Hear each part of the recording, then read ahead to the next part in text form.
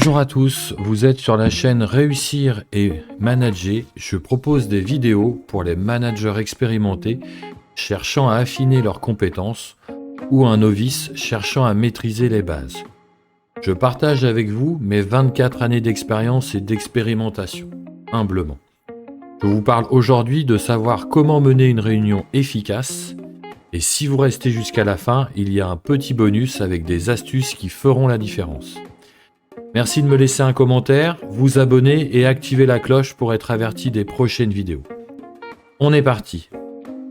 On va passer maintenant à la réunion. Donc pour les différentes réunions, vous avez donc fait votre inclusion, vous avez défini les rôles et missions et ensuite vous avez différents types de réunions. Donc des réunions d'équipe, des réunions de projet. Là, voilà, je fais quelque chose qui est général, qu'il faudra aussi adapter à votre métier. Et là, j'ai pas la prétention de tout connaître et de tout savoir. Je vous donne juste des points clés qui permettent après de pouvoir réajuster et ajuster à votre métier, à votre entreprise et à vos collaborateurs. Donc, pour moi, les incontournables de la réunion, donc on en a déjà parlé, l'inclusion. Quand on a fait l'inclusion et qu'on a fait les rôles, ce que j'aime bien faire, c'est pouvoir faire un tour de table ou un tour de cercle ou un tour des personnes présentes pour remonter les difficultés que les personnes ont pu rencontrer.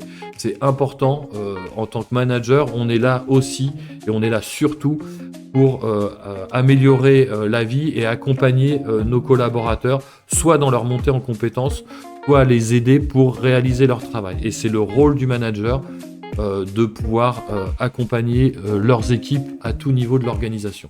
Donc, n'hésitez pas à aller chercher dans un premier temps les difficultés et les problématiques des collaborateurs. Si si c'est pas quelque chose que vous avez l'habitude de faire, vous pouvez aussi le lier avec on fait un point, chacun s'exprime pendant 3 minutes et exprime ce qu'il a fait et ce qu'il va faire et s'il a des difficultés par rapport aux missions qu'il devra réaliser. Et donc à ce moment-là, chacun s'exprime. Vous, en tant que manager, vous notez les difficultés et vous y reviendrez dans la deuxième partie de la réunion. Ensuite, si vous avez aussi, alors ça c'est quand on a un suivi avec des projets et c'est assez et vous avez suffisamment de recul et les gens sont suffisamment autonomes, vous avez aussi le suivi des réunions avec des indicateurs. Et vous pouvez aussi dire, suivant si c'est une personne ou une équipe, de pouvoir suivre par rapport à des indicateurs. Et donc vérifier si l'indicateur du jour, est-ce qu'on est en avance, est-ce qu'on est en retard, est-ce qu'il y a vraiment des difficultés. Donc là on est sur, est-ce que l'indicateur, avant de regarder l'indicateur, donc dire quel est l'indicateur, et puis ensuite, par rapport à ça, où est-ce que vous en êtes, qu'est-ce que vous avez fait, qu'est-ce qui vous reste à faire, et est-ce que vous avez des difficultés. Ensuite, pour les prochaines étapes et pour les prochaines missions à réaliser, c'est aussi à vous d'adapter la fréquence suivant votre réunion et le besoin d'agilité que vous avez à réaliser.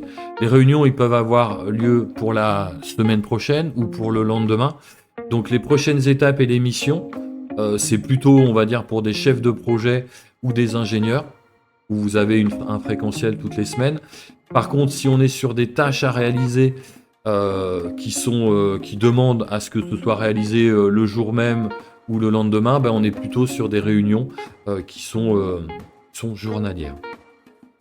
Si vous rencontrez un sujet vraiment particulier, difficile à traiter, et au bout de 2-3 minutes, vous voyez que vous n'avez pas la solution, je vous préconise de plutôt dire stop. Ce sujet-là, il est quand même pas si facile que ça. Donc j'ai laissé un petit peu de temps à la fin de la réunion et on pourra le traiter avec les personnes qui souhaitent rester ou les personnes compétentes. Et donc à la fin, vous faites donc la déclusion, qu'on verra l'importance de la conclusion de votre réunion. Donc En synthèse aussi, les incontournables peuvent être déclinés suivant vraiment toutes les typologies de réunions. Ce qui est important, c'est que vous pouvez avoir un besoin de réactivité ou d'agilité. Et donc là, les réunions se font de manière très rapprochée. C'est la même chose que quand vous avez une situation d'urgence ou avec des sujets qui sont devenus prioritaires. Où là, la fréquence des réunions, vous vous voyez plus régulièrement. Voilà, si vous avez quelque chose de très important, un sinistre ou ce genre de choses, quelque chose de grave, vous allez vous voir très très régulièrement pour pouvoir voir l'avancée et rectifier le plus rapidement possible parce que il y a du risque, il y a un danger et donc c'est un sujet qui est top prioritaire et donc la fréquence des réunions est beaucoup plus rapprochée. Ce qui peut aussi nécessiter, j'ai envie de dire, si vous faites une réunion d'une demi-heure tous les jours, ça fait qu'à la fin de la semaine, vous avez fait 2h30. Si vous avez deux gros projets et que chaque réunion a duré 1h30, vous avez 3 heures dans la semaine. Donc, si vous avez une nécessité, vous formalisez pas. Vaut mieux faire une petite réunion de 30 minutes tous les jours. Ça équivaudra à 2 grandes réunions d'1h30 et vous aurez même gagné du temps. Ah vraiment, ça c'est super important à adapter à vos besoins et surtout, n'hésitez pas à faire des essais. Voilà, moi j'hésite pas à faire des essais. Une réunion d'1h30, si elle se termine en 1 heure, tant mieux. J'essaye toujours de garder un petit peu de temps parce que y a toujours un moment où ça va dériver. Donc même si vous préparez votre réunion sur 1h30, prévoyez 1h10 de réunion et puis vous savez qu'à un moment ou à un autre, il y a peut-être un sujet qui va sortir et que vous serez content d'avoir 20 minutes supplémentaires pour finir la réunion sans précipitation et surtout bien la terminer et bien la conclure. Alors, je vais pas vous dire quoi faire, comment faire, dans quelle situation. Vous savez bien mieux que moi. Vous connaissez votre métier, vous connaissez vos collaborateurs, vous connaissez vos sujets. Vraiment, l'idée c'est de faire comme vous le sentez, d'improviser et surtout d'adapter à ce que vous auront dit vos équipes, le méta. Et à votre perception aussi. Donc, j'ai envie de dire, il y a la réunion de service une fois par semaine. Je vais dire pour environ 5 personnes, vous pouvez la faire entre 1h et 1h30 où vous faites votre inclusion. Vous pouvez aussi dire à chacun de pouvoir s'exprimer pendant 3 à 5 minutes sur ce qu'il a fait, ce qu'il va faire et s'il a des difficultés ou des demandes à faire au groupe. Ça peut tenir en 1 minute, en 1h30 avec vous à l'intérieur les sujets divers que vous souhaitez y mettre. Donc vous intervenez à la fin en incluant, on va dire plutôt de l'information descendante pendant 20 minutes, une demi-heure. Il peut y avoir aussi une notion de causerie ou d'information sécurité à faire. Donc ça, faites-le toujours au début de la réunion. Si vous avez aussi des gens qui sont assez perturbés, des gens qui parlent beaucoup ou qui sont pas forcément attentifs, en démarrant par le sujet sécurité, vous allez poser les choses parce qu'avec la sécurité, en fait, c'est pas quelque chose sur lequel on rigole. Tout le monde fait vraiment très très attention. Et si vous avez une réunion de service à faire et que vous avez souvent des gens qui sont un peu agités, et qui souhaitent et qui parlent un petit peu, en commençant par le sujet sécurité, vous allez tout de suite concentrer tout le monde sur vous et ça va permettre aussi d'asseoir votre autorité. Une réunion d'équipe tous les jours, ça peut s'imaginer, comme je vous disais, site de production, ligne de production, on a tant de pièces à créer sur sur la partie service. Vous pouvez aussi avoir ce besoin avec des demandes qui arrivent, qui arrivent tous les jours. Vous en recevez 10, 20, 30 et puis vous avez 5 personnes, vous managez 5 personnes. C'est pas du luxe que de faire une réunion par jour en disant un tel et un tel, vous allez faire ça, ça, ça et ça. Ça peut être ça sur un nombre d'étages ou sur une zone, ou ça peut dire vous allez faire ça, par contre on a des sous-traitants qui vont arriver, on a le client qui passe, on a tout ça, donc vous organisez votre journée et comme ça c'est clair pour tout le monde. Vous pouvez aussi avoir des réunions de lancement où bah, là c'est un peu différent comme les réunions de suivi de projet où là bah, vous avez sûrement une trame, un suivi, un outil et puis bah, là vous rentrez à l'intérieur votre inclusion, l'objectif de la réunion, vous déroulez le projet avec un point d'étape avec chacun. N'empêche, vous aurez mis les rôles, donc bah, vous aurez aussi le feedback de ce qui s'est bien passé, ce qui s'est pas bien passé.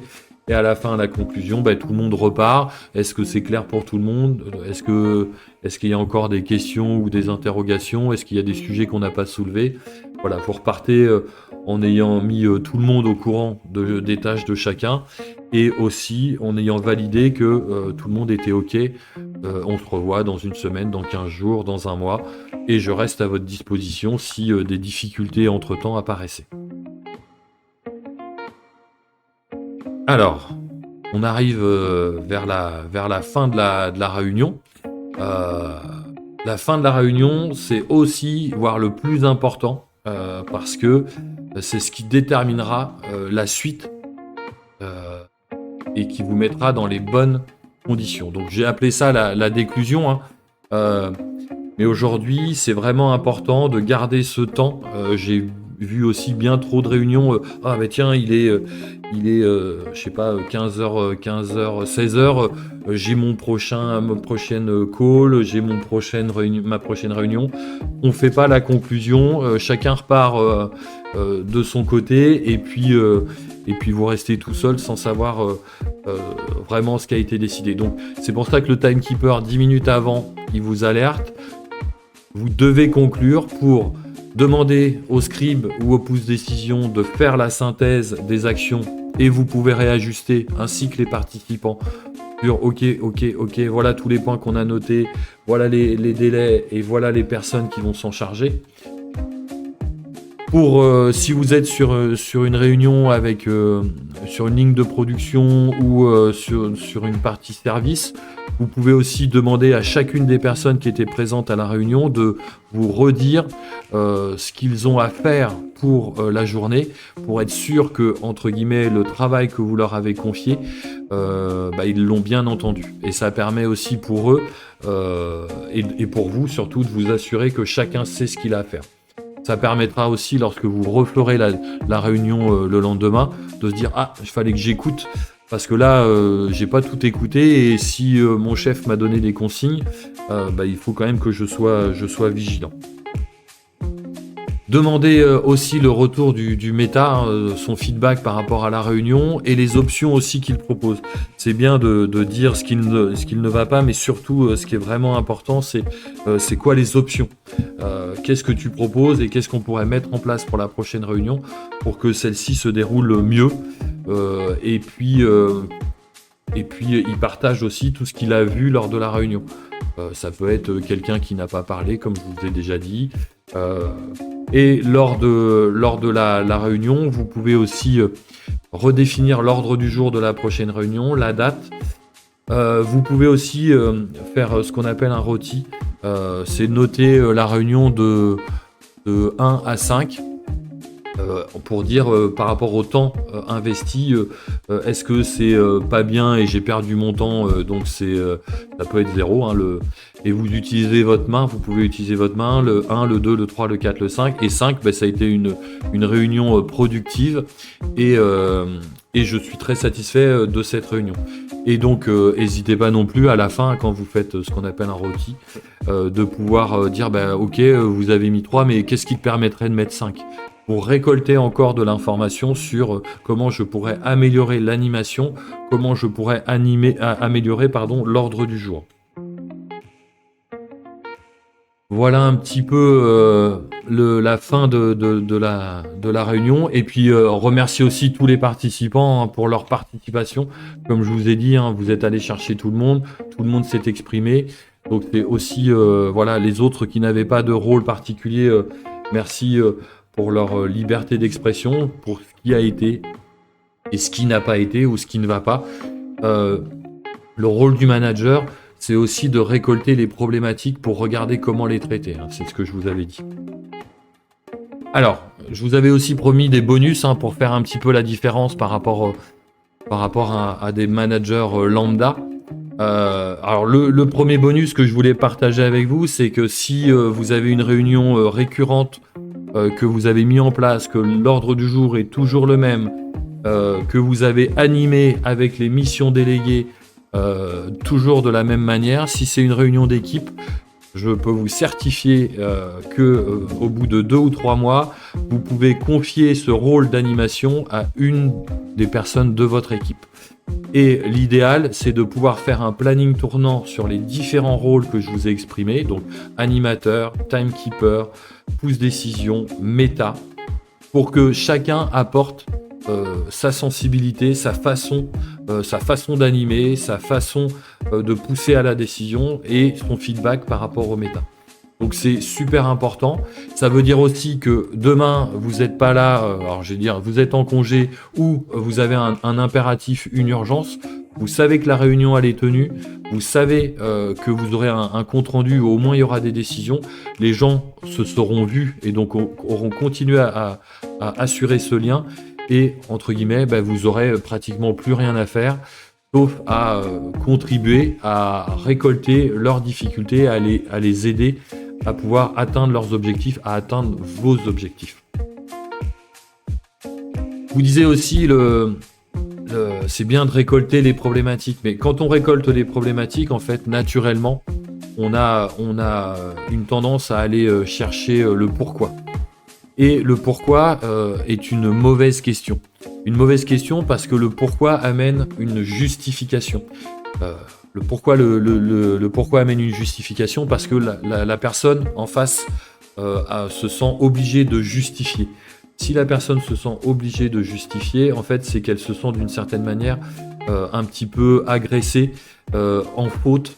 Et donc, la relation et le pourquoi, en fait, n'est pas approprié.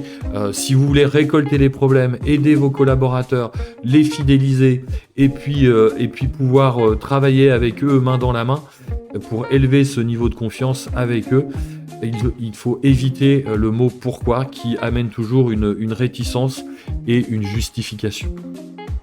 Il y a aussi, alors donc à la place du pourquoi, qu'est-ce que vous pouvez utiliser, donc c'est qu'est-ce qui s'est passé, quelle a été ta difficulté. Est-ce que tu peux m'expliquer plus concrètement et me détailler comment ça s'est passé? Voilà. Et surtout, éviter le pourquoi. Pourquoi tu as fait ça? Alors, le pire du pire, c'est vous utilisez à la fois le tu et à la fois le pourquoi.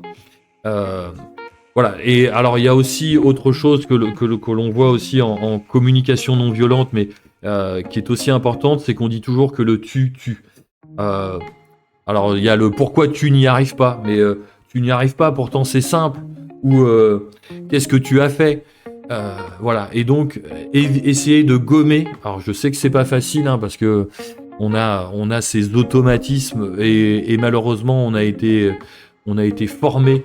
Notre éducation a été le pourquoi et qu'est-ce que tu as fait. Et donc, si vous pouvez sortir de votre vocabulaire le pourquoi et le tu lorsque vous posez des questions sur des problématiques qu'ont rencontré vos collaborateurs et aller chercher surtout les faits avec qu'est-ce qui s'est passé, comment on pourrait faire différemment, de quoi as-tu besoin, voilà, ça a une autre portée que le pourquoi ou qu'est-ce que tu as fait.